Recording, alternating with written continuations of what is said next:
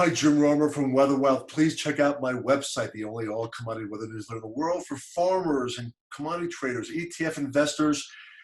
Very exciting times in grains as we changed our forecast for our Weather Wealth clients on Sunday evening. Got them out of their short positions. This was soybeans back on Monday. Look at this. Above the 50 and 100-day moving average as of the 27th, and prices have skyrocketed even further since that time because of an expanding La Nina. Look at this. The ocean temperature is cooling more in the central to western Pacific, and that's creating a huge dome, this hot pressure dome, creating excitement much of this last week in corn and soybeans. These are the temperatures for the early to mid next week across the grain belt, which was a great corn and soybean crop, is now beginning to deteriorate. And this is what we advise our clients on Weather Wealth on Monday about, as we saw this La Nina expanding a little bit further west. What usually happens with that is you have drier August weather. Look at this. At least a few inches below normal over the heart of the Midwest and deep south and cotton country. These are the analog years with a strong, unusual La Nina and also what we call a negative PDO.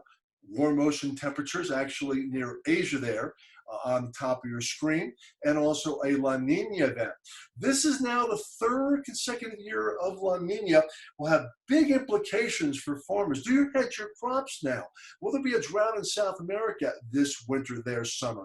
That's what we advise you on. We've been doing this for 38 years. We recommend you check out our website because August is going to be hotter than normal. This is what happens with an expanding west-based La Nina, unusual, which we just caught wind of here in the last week.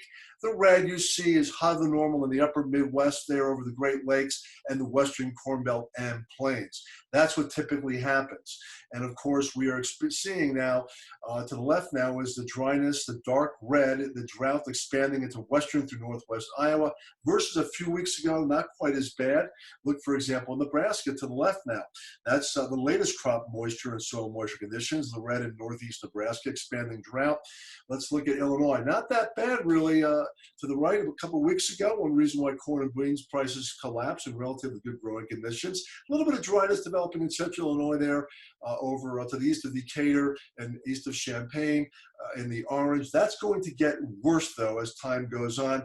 Look at Minnesota to the right. Back in mid to late June, all white, relatively good conditions. Now you see light to moderate drought conditions in central through southern Minnesota.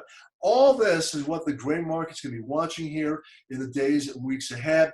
Again, we recommend you go to our newsletter, Weather Wealth, get a free trial, check out the link and our track record. We've been doing this for 38 years. Again, we are relatively bearish grains, and we changed our forecast on Sunday evening and Monday to this huge dome and potential reduction of crops as we go deeper into the month of August. Have a safe, happy weekend.